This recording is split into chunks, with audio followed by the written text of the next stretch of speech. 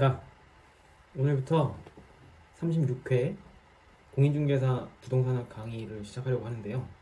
먼저 강의를 시작하기 전에 이 부동산학 강의의 기본 방향부터 먼저 설명을 드리면은, 목표 점수는 100점이 아닌 70에서 60점이다. 합격 점수가 60점으로 되어 있기 때문에 60점이면 충분하고, 혹시라도 1차에서 민법을 한 50점 정도를 예상한다, 이런 분이 있을 수 있기 때문에 이거를 커버할 정도의 70점을 목표로 한다. 여기서 90점, 100점을 맞으면 참 좋겠지만 이건 너무 현실적으로 어렵기도 하고, 그걸 공부하는 동안 다른 과목을 공부하는 게 더 효율적이기 때문에 이 목표는 지향하지 않도록 하겠습니다. 그러면은 70점에서 60점을 받으려면 실질적으로 맞추는 게 50에서 60점이면 되고, 나머지 문제들은 이게 오지선다니까 다 모르진 않을 거 아니에요? 한두 개는 안 다치고 지문 중에 나머지 세 개 중에 찍으면 뭐 한 3분의 1을 맞출 테니까, 그러면 한 60, 70 나와요. 그러니까 반보다 조금 더 맞는 것을 목표로 공부를 한다. 그러기 위해서는 어떻게 해야 되느냐? 그 교재의 처음부터 끝까지를 똑같이 공부하는 게 아니라 나오는 것 위주로 공부한다. 그러니까 시험에 빈출된 것 위주로 공부하고 포기할 거는 포기한다. 그러니까 예를 들어서 한 문제를 더 맞추기 위해서 한참의 노력을 더 들여야 된다면 그건 그냥 깔끔하게 포기하는 게 낫습니다. 그렇기 때문에 그 경중에 상관없이 전체가 나온 교재를 위주로 공부하기보다는 기출 문제를 위주로 공부한다. 결국에 기출 문제를 풀었을 때 점수가 70점이 나온다면 해볼 만한 거니까. 그러기 위해서는 최근 5년간 기출문제도 시간이 흐름에 따라서 그 스타일이 다 바뀌거든요.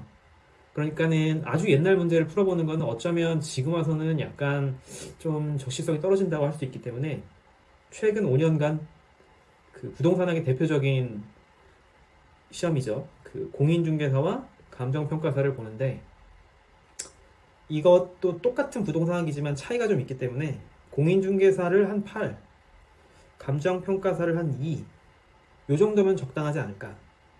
감정평가사는 아무래도 단원의 비중도 다르고 난이도도 다르기 때문에 감정평가사보다는 당연히도 공인중개사를 더 집중적으로 공부하는 게 맞다.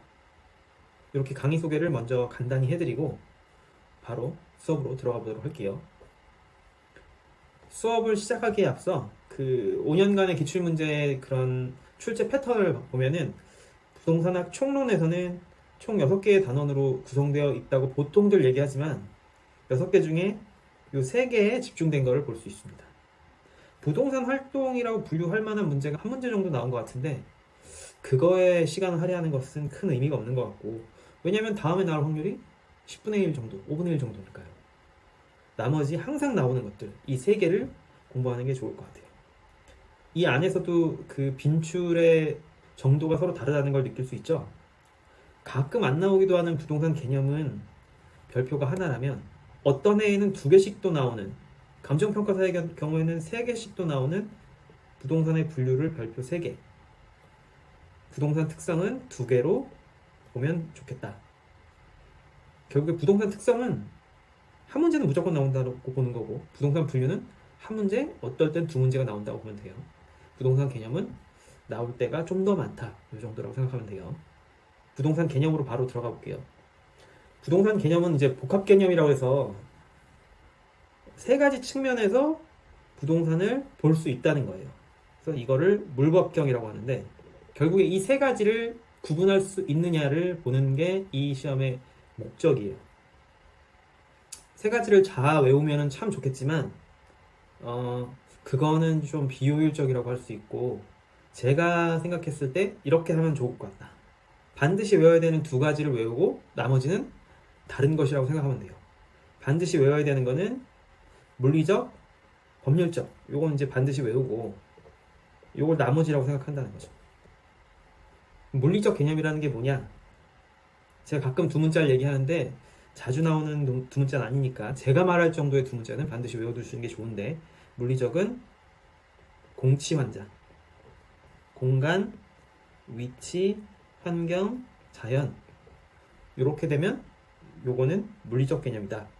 그 다음에 법률적 개념은 협의의 부동산 플러스 광의의 부동산인데, 협의는 민법 99조 토지 및 그 정착물, 여기에 플러스 알파가 붙는 건데, 플러스 알파라는 어떤 게 있느냐, 준부동산인 거죠. 그리고 나머지는 다 경제적 개념이라고 보시면 돼요. 공간, 위치, 환경, 자연, 요러면은 물리적 개념이고, 법률적은 협의와 광의로 나눠지는데, 협의는 민법 99조의 토지 및 정착물, 광의는 협의에다가 준부동산을 합친 거다. 이 세 가지를 구분하는 게 첫 번째 문제고요. 조금 협소하게 나온다고 하면은 법률적 개념의 협의와 광의 안에서 구분하는 문제가 나와요. 토지를 구분하지 못할 사람은 없고, 그러다 보니까 문제가 안 나오고, 정착물, 그럼 그 정착물 중에서 종속 정착물과 독립 정착물을 구분하는 게 나옵니다. 여기서도 어느 정도 일정 트렌드가 있는데, 항상 나오는 거는 어떤 식물이에요. 식물. 무슨 소리냐? 나무가 있는데 땅에 그냥 붙어있는 나무냐, 아니면 명인 방법을 갖췄느냐, 식물이 있는데 재배 중이냐, 수확을 했냐, 남의 땅이냐, 내 땅이냐, 이런 게 나온다는 거죠. 이런 거는 그때그때 기출문제 같은 걸 풀면서 하나하나 알아두면 좋겠다.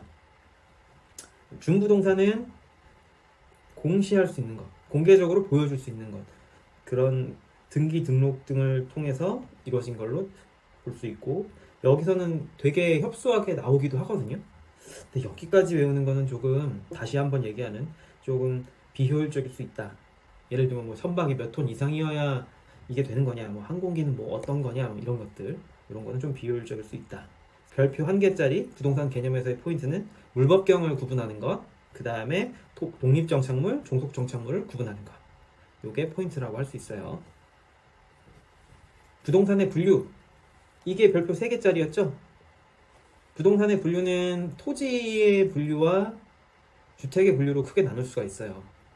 여기에 뭐 저기 28개의 지목이 어쩌고저쩌고 나오는데, 그런 거는 나올 가능성이 희박해요.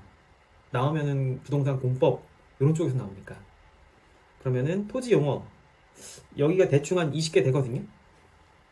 전체가 20개 정도 되는데, 전체 중에서 반드시 알아야 될 건 한 10개 남짓?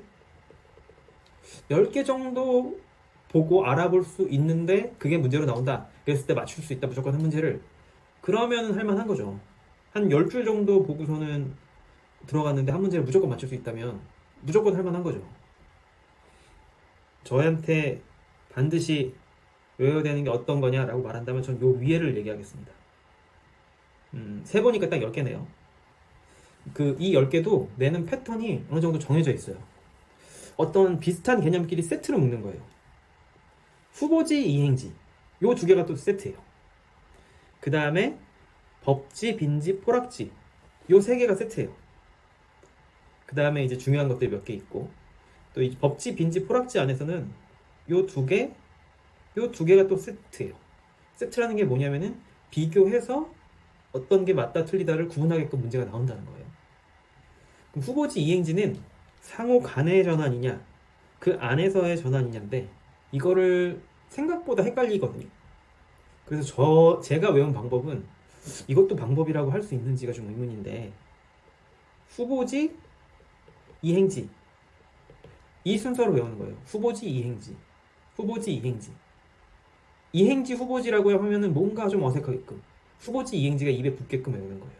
그랬을 때 후보지, 이행지 중에 후보지가 먼저 나왔으니까 큰 개념, 이행지가 작은 개념.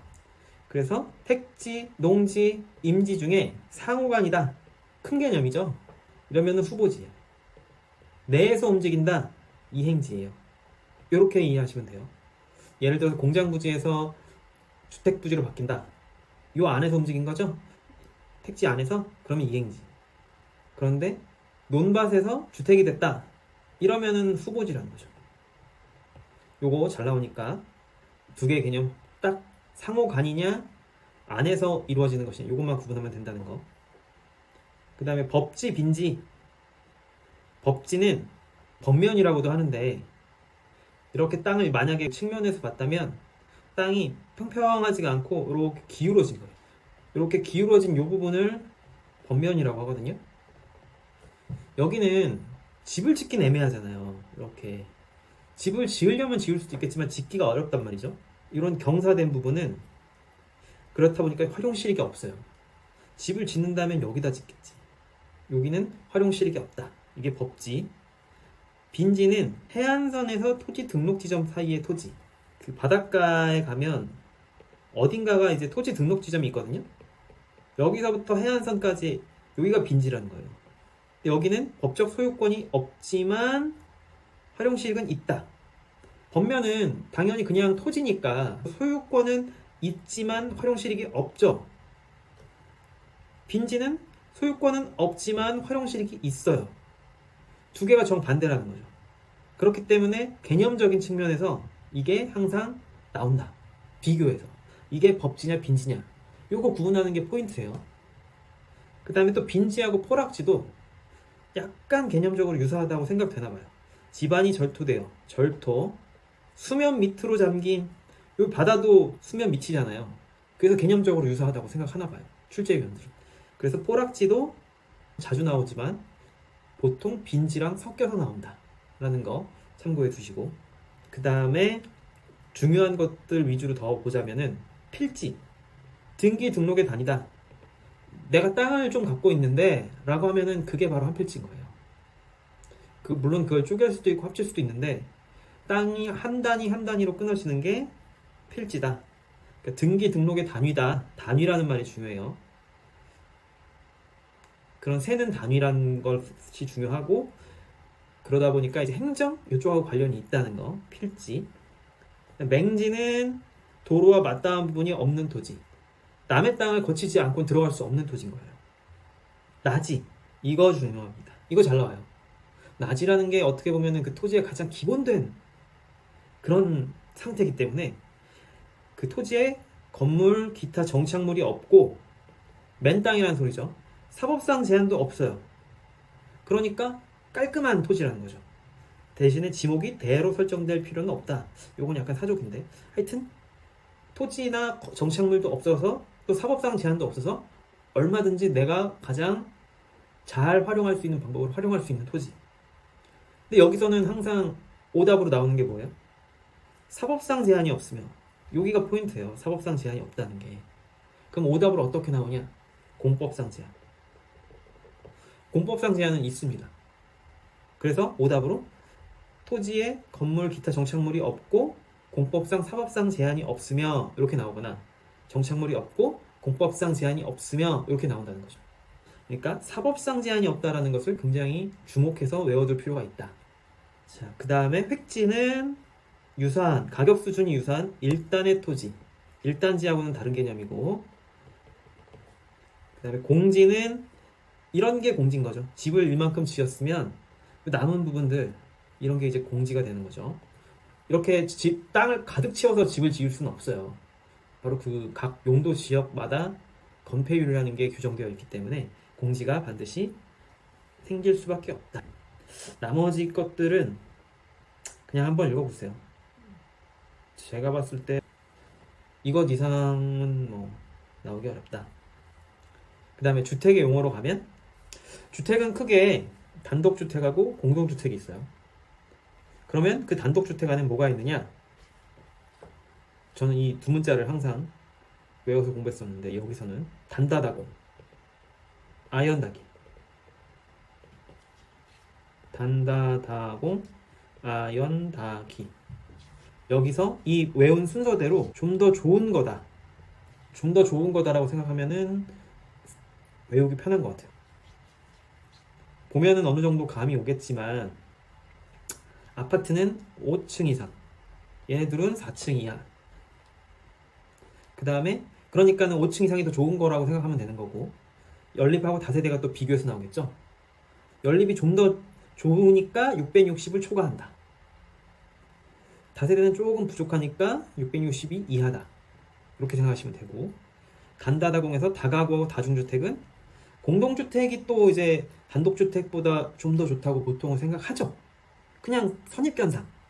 그렇다 보니까 3층 이하다. 둘 다 660 이하니까 여기서 포인트는 아니고 19세대 이하면 다가구, 취사가 안 되면은 다중주택.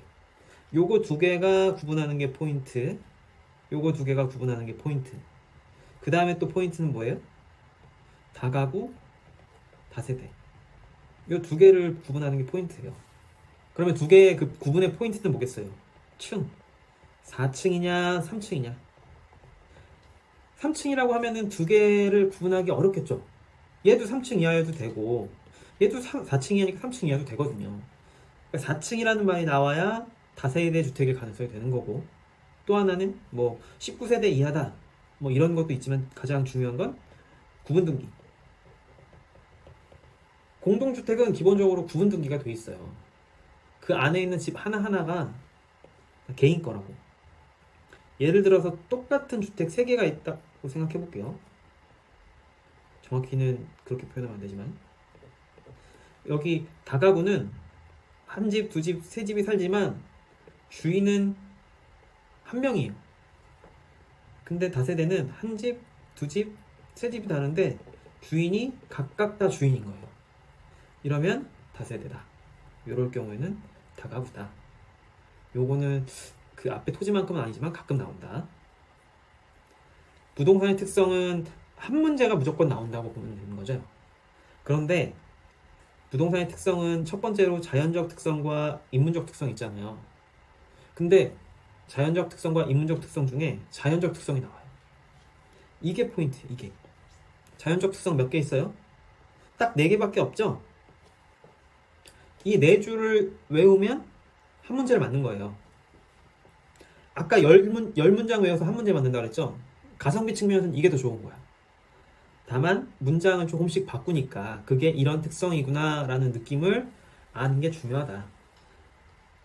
여기서도 이제 두 문자가 나오는데, 고부연계, 용병사. 여기서 시험에 나오는 건 뭐라고요? 요게 시험에 나오고, 거기에 추가적으로 하나 더 나온다 그러면 용도의 다양성. 요렇게 해가지고 어떤 지문이 나왔을 때 어떤 특성이다라는 걸 알 수 있으면 맞출 수 있다. 자, 고정성. 땅은 고정돼 있죠. 너무나 당연하게도 이동할 수 없잖아요. 그러니까는 그 지역 안에서 이제 어떤 현상들이 국지화되고, 그 다음에 다른 곳으로 도망갈 수 없기 때문에 외부 효과를 받는다는 거죠. 요게 이제 자주 나오는 문장이고, 그 다음에 지역 분석, 그 지역을 분석해야 될 것이고, 거기를 직접 가서 부동산을 살펴야 된다. 요게 고정성이고, 그 중에 이제 외부 효과가 제일 많이 나오는 문장이고, 부중성은 물리적 공급이 불가능하다. 토지를 또 만들 수는 없죠. 그렇기 때문에 물리적 공급이 불가능하고, 근데 여기에 이제 대체되는 그 개념이 경제적 공급은 가능하다. 경제적 공급이 가능하다는 거는 저층 빌딩을 고층 빌딩으로 짓는다던가 이런 게 가능하다는 거예요. 그거는 또 뭐랑 연결돼 있다? 용도의 다양성. 여기 보면 이 용도의 다양성이 제가 나올 수 있다고 한 게 이 부중성하고 연관돼서 나오는 거예요. 최유효 이용이라는 말이 있는데, 요거를 이제 개념을 간단히 설명을 드리면은, 어떤 땅을 어떻게 이용하는 것이 가장 효과적이냐, 여러 용도 중에 어떻게 이용하는 것이 효과적이냐를 결정하는 게 최유효예요. 어쨌든 그 용도의 다양성하고 부중성도 약간의 연관이 있고, 제일 잘 나오는 게 물리적 공급이 불가능하다는 거. 그렇기 때문에 희소성이 높고, 그래서 그 땅을 갖고 싶어하는 수요자들의 경쟁에 의해서 이루어진다. 그래서 수요자가 많다고 해도 공급을 늘릴 수 없으니까는 수급 조절이 곤란하고, 그렇기 때문에 가장 효과적인 방법을 최유효 이용으로 이용해야 되고, 이것은 그 용도의 다양성 때문에 가능한 특징이 있다. 이렇게 생각하면 돼요. 영속성은 토지는 영원히 존재하죠. 지금 우리나라 한반도도 뭐 인간이 처음 태어났을 때부터 있었을 거 아니에요. 그렇기 때문에 그 영원히 존재하고, 그렇기 때문에 물리적 가가가 없다. 그 장기적으로 되어 있기 때문에 소유와 이용이 분리될 수 있다. 예를 들면 집주인은 따로 있고 그 세입자가 따로 있을 수 있다는 거죠. 소유와 이용이 분리되어 있다. 그리고 또 장기적인 관점에서 투자를 해야 될 것이고, 그것의 가치는 앞으로 영원히 있는 미래 효용의 현재 가치가 그 토지의 가치가 된다라는 거고, 개별성은 물리적으로 동일한 토지는 없다는 거예요. 바로 옆에 있는 토지라고 하더라도 햇볕이 좀 더 잘 들고 잘 들지 않고 이런 게 있을 수 있고, 모양이 조금은 다를 수 있고, 여기서 좀 더 가깝거나 여기서 좀 더 멀거나가 있을 수 있고 그렇다는 거죠. 그리고 가장 표준적이라고 할 수 있는 아파트조차도 각 호마다, 층마다 조금은 다르잖아요. 예를 들면은 뭐 1층하고 뭐 10층하고는 가격도 다르고 가격이 다른 이유는 뭐 프라이버시의 보호라든지 햇빛의 채광이라든지 이런 것들이 다르니까 그런 거죠. 그러니까는 완전히 대체될 수가 없고 그렇기 때문에 하나의 물건에 하나의 가격이 다 일률적으로 정해지는 공산품과는 다르고 그렇다 보니까 완전 경쟁 시장이 안 되는 거죠. 완전 경쟁 시장의 가장 기본적인 특성 중에 하나는 다수의 공급자가 다수의 동일한 물건을 판매한다는 건데 동일하지 않으니까. 그래서 표준화가 안 되고 그렇기 때문에 하나하나 개별적으로 분석해야 된다. 여기 개별 분석, 여기 지역 분석이 있다는 것. 이것도 하나 살짝 체크해 두면 좋고요. 인문적 특성은 나온다면은 용도의 다양성. 이거는 부중성하고 어느 정도 관계가 있다라는 거. 고부연계. 요걸 반드시 외워두고 하나를 더 외운다면 용. 자, 이렇게 되면은 일단 내용 간단히 본 거예요. 이제 이걸 가지고 문제를 풀면서 실제 문제는 어떻게 나오는지를 빨리 보면 이제 문제를 푸는데 크게 어려움이 없을 것이다. 자, 바로 문제 풀어보도록 할게요.